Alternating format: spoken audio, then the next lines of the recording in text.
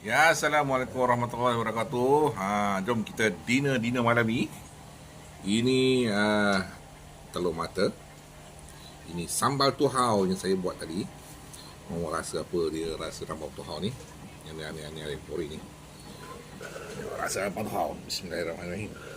Kita cuba rasa makan dengan telur sikit. Ambes.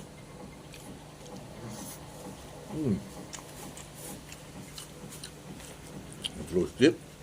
Panas. Ini tambah suau.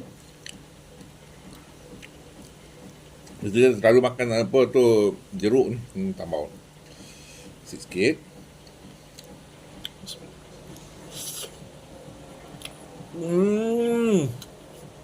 Oh, habis. Sedap. Sedap sama tuau ni.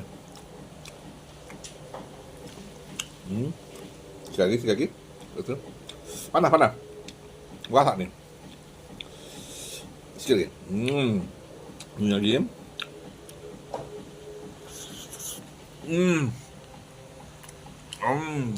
Tak.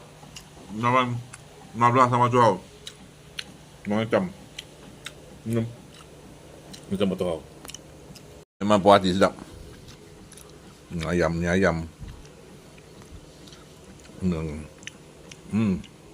bukan Papa Zola ni, Papa Zurinda.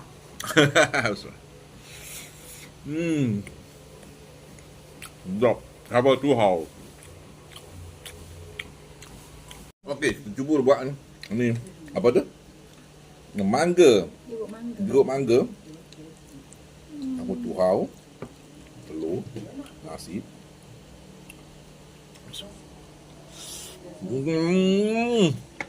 Ngomong betul. Dia macam-macam. Masyarakat. Kebambangan. Masyarakat tak payah makan ni. Dia. Ada lauk lain bang.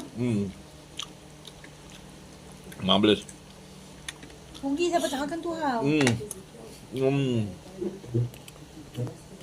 Kan? Alhamdulillah. Licin. Marvelous.